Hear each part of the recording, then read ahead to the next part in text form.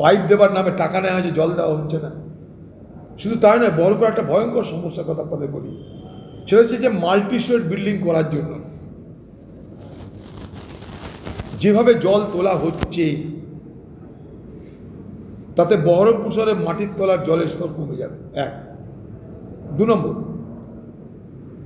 Multi storage building করতে গিয়ে যে বিদ্যুৎ সংযোগের দরকার, দেখবেন প্রত্যেকটা বিল্ডিংয়ের সামনে একটা করে ট্রান্সফরমার।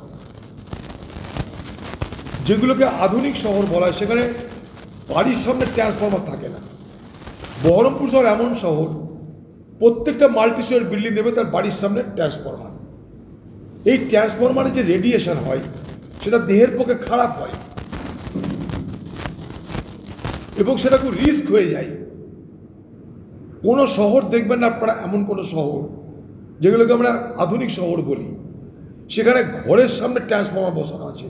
একমাত্র বহরমপুর দেখবেন, পশ্চিমবঙ্গের অন্যান্য শহরও দেখতে পারেন, যেখানে এই নিয়ে কোনো আইন নেই।